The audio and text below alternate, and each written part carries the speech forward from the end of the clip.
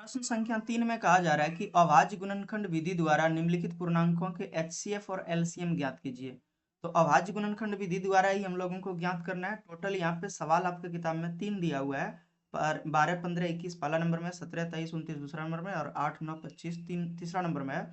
और चौथा नंबर का जो आप सवाल देख रहे हैं वो हम अपने मन से दिए हैं। इसका रीजन ये है कि जब आप सवाल बनाइएगा, जिस मेथड से हम आपको बता रहे हैं, किताब में भी जो दिया हुआ है उस मेथड से अगर आप बनाइएगा सवाल को, तो हो सकता है कि आप एग्जाम में जाके मिस्टेक कर सकते हैं, या फिर मिस्टेक हो सकता है वहाँ पे। तो इस चीज़ को हम लोग अवॉइड करने के लिए यहाँ पे इस तरह के नंबर को भी हम लोगों को ले लेना है। एक सवाल बनाएंगे एक्स्ट्रा ताकि अच्छे से समझ में आ जाएगा। तो पहले सवाल को हम लोग सॉल्व करेंगे। सबसे पहले सॉल्व लिख के और उसके बाद देखिए यहाँ पर जो नंबर दिया हुआ उसको लिख लेना है, 12, 15 और 21। तो 12, 15 और 21 का जब हम लोग एचसीएफ और एलसीएम निकालेंगे तो सबसे पहले तो गुणनखंड करना होगा। तो अभाज्य गुणनखंड के तौर पर जब हम लोग 12 को तोड़ेंगे तो यहाँ पे हो जाएगा 2 गुना 2 गुना 3, 3 दुना 6 दुना 12। 15 को जब हम लोग अभाज्य गुणनखंड करेंगे तो 3 गुना 5 हो जाएगा। एवं तीसरा जो हमारे पास नंबर दिया हुआ है 21, उसका क्या हो जाएगा कि 3 गुना 7 हम लोग लिखेंगे। अच्छा, इसको हम लोग लिख सकते हैं 2 पर पावर 2 गुना 3। इसको तो कुछ नहीं लिख सकते हैं, जो है बस वही है। इसको भी हम लोग आगे कुछ नहीं कर सकते हैं क्योंकि एक ही बार आया है। अब आगे देखिए यहाँ पे कि लिखना है, अतः एच सी एफ जो होगा, तो उभयनिष्ठ संख्या जो बोला है उसको हम लोगों को लेना है। उभयनिष्ठ संख्या इसमें देखिए तीनों में क्या मिल रहा है, 12, 15 और 21 के गुणनखंड में क्या आपको उभयनिष्ठ संख्या दिख रहा है, मतलब तीनों में क्या दिख रहा है। तीन तीनों में दिख रहा है, दो तो कहीं नहीं दिख रहा है, एक में ही दिख रहा है। सिर्फ एक संख्या में दिख रहा है, बाकी में नहीं दिख रहा है। उसी तरह 5 इसमें है, बाकी में नहीं है। 7 इसमें है, दोनों में नहीं है। तो जो तीनों में मिल रहा है उसको लेना है, और इसका सबसे कम घात लेना है। मतलब यहाँ पे भी देखिए एक ही है, एक ही है, एक ही, तो एक ही लेना है। मतलब ये एचसीएफ हमारा 3 हो गया। एवं एलसीएम का जब बात आएगा तो एलसीएम को हम लोग क्या लिख सकते, किस प्रकार से लिख सकते हैं, कुछ इस प्रकार से हम लोग व्यक्त कर सकते हैं। मतलब जो भी संख्या है सभ्य को लेना है। तो 2 है, 2 लेना है, 3 है, 3 लेंगे, 5 आया है, 5 लेंगे, और 7 आया है तो 7 भी लेंगे। अब इसमें देखिए कि सब का बड़ा घात लेना है। मतलब 2 पर पावर यहाँ पर देखिए कितना है 2, तो 2 पर पावर 2 लेंगे। 3 पर पावर देखिए यहाँ पर कितना 1 है, यहाँ भी 1 है, यहाँ भी 1 है, तो 1 ही आ जाएगा। 5 पर पावर यहाँ देखिए 1 है तो 1 ही ले लिए हैं। और 7 पर पावर 1 है, तो बस अब कुछ नहीं होगा, यहाँ जो था बस वही गुना हो गया। अब हम लोग जब गुना करेंगे इसको तो क्या हो जाएगा, 5 दूना 10, यानी कि एक 2 को ले लिए हैं यहाँ से, 5 दूना 10 हो गया, 3 दूना 6 सत्ते 42 और गुना 10 420 हो जाएगा।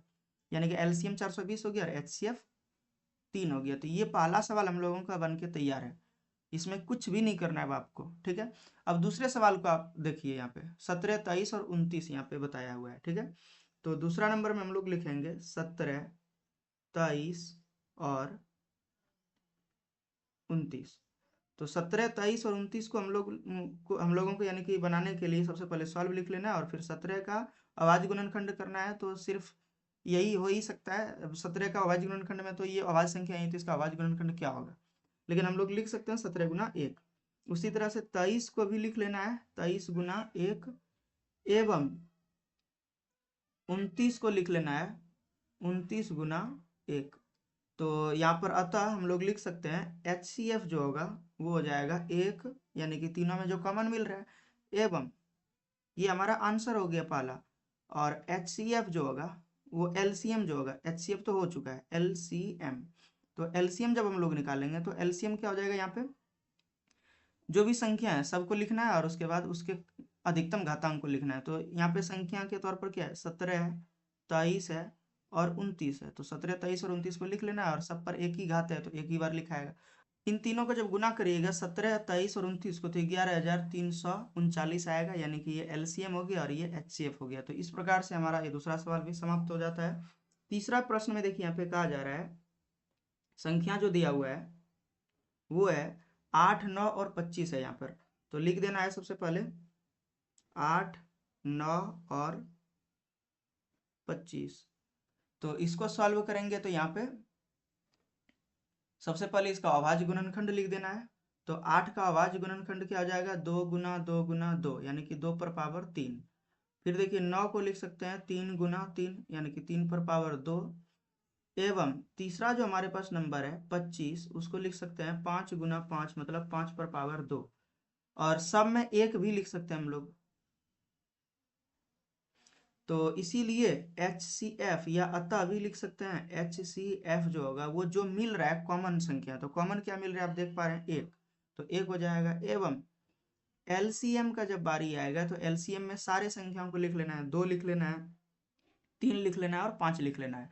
तो 2 3 5 लिख लिए, 2 भी है, 3 भी है और 5 भी है, तीनों को लिख लिए, यहाँ 2 3 5। अब 2 का घातांक देखिए 3 है तो 3 लेना है, अधिकतम घातांक को ही लेना है हमेशा। यहाँ 3 का घात 2 है तो 2 लेना है, और 5 का घात 2। अब देखिए इसको जब गुना करिएगा तो क्या हो जाएगा, इसको जब गुना करिएगा तो 5 पर पावर 2 और 2 पर पावर 2, तो 100 हो जाता है। और यहाँ बचता है 2, 2 गुना 3 गुना 3, तो 3 3 9 दूना 18 और गुना 100, तो 1800 हो जाएगा, यानी कि ये LCM। और HCF जो हो गया 1 हो गया, तो ये आंसर हम लोगों का ज्ञात हो चुका है। अब जो लास्ट सवाल हमारे पास जो दिया हुआ है वो कुछ इस प्रकार का है, यानी कि 100 200 और 800, तो इसको भी थोड़ा सा बना लेते हैं, अच्छे से समझ में आ जाएगा।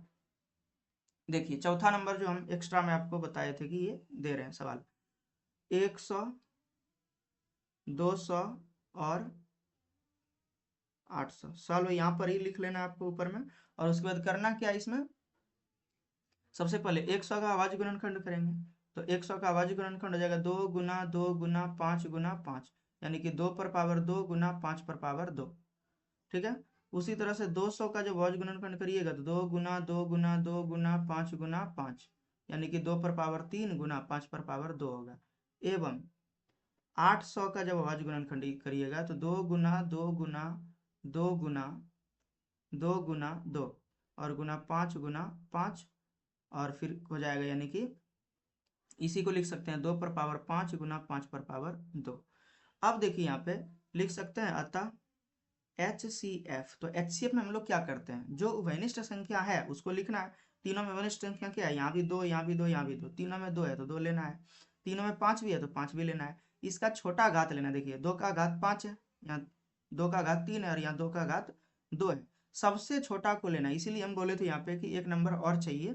यहाँ पे देखिए 2 जैसे मिल रहा था सब में, तो सब में ले लिए, ठीक है, एक बार ले लेना है। और उसके बाद देखिए 5 है 3 है और 2 है, तो सबसे छोटा इसमें से कौन है, 2 है, तो 2 को लेंगे।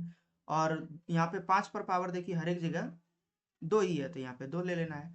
अब क्या हो जाएगा, इसका जब हम लोग गुणनफल करेंगे तो क्या हो जाएगा, 2 गुना 2 और गुना 5 पचा 25 और गुना 2 गुना 4, 2500 के 100, यानी कि हमारे पास नंबर जो आएगा वो 100 हो जाएगा, यानी कि HCF 100 हो गया। एवं LCM जब आप ज्ञात करिएगा तो ये ज्ञात होके यानी कि आएगा, जो भी संख्या है सबको लिखना है, यानी कि 2 है और 5 है, ठीक है। 2 और 5 के अलावा कोई दूसरा नंबर नहीं आया। अब इसमें से भी आपको क्या देखना है कि 2 का जो अधिकतम घातांक वो कितना है, तो 2 का अधिकतम घातांक देखिए 5, तो 5 लेना है LCM में। और फिर देखिए 5 जो है यानी 5 का घात 2 है तो 2 ले लेना है। LCM में बड़े घात को देखा जाता है और HCF में छोटे घात को देखा जाता है। तो इसको जब आप गुना करिएगा, 2 गुना 2 गुना 2 गुना 2 गुना 2 5 बार जब करिएगा तो 32 होगा, 32 गुना 5 32 गुना 25 करिएगा तो 25 गुना 32 करिएगा तो 800 हो जाएगा। तो एक तरह से यानी कि ये जो होगा LCM वो 800 हो गया और HCF 100 हो गया। तो इस प्रकार से आपका यानी कि पूरा प्रश्न समाप्त हो गया। ये 3 नंबर का सवाल था। अब 3 नंबर के सवाल पर ही यानी कि 3 नंबर के क्वेश्चन पर ही आधारित कुछ यहाँ पे नंबर दे दिया गया है। इसको आप अच्छे से बना लीजिएगा, प्रैक्टिस हो जाएगा आपका। तो यहाँ पर देखिए HCF एवं LCM अभाज्य गुणनखंड विधि द्वारा ज्ञात करना है। और इसमें टोटल सवाल में यहाँ पर देखिए दिया हुआ है नंबर, ये दिया हुआ है और इसका आंसर भी दिया है। ये पहला जो संख्या जितना भी आप देख रहे हैं वो LCM है और दूसरा संख्या HCF है, इसमें भी LCM और HCF है। तो इस प्रकार से आप यानी कि पूरे सवालों को बना करके आप प्रैक्टिस कर सकते हैं, आपका अच्छा प्रैक्टिस हो जाएगा।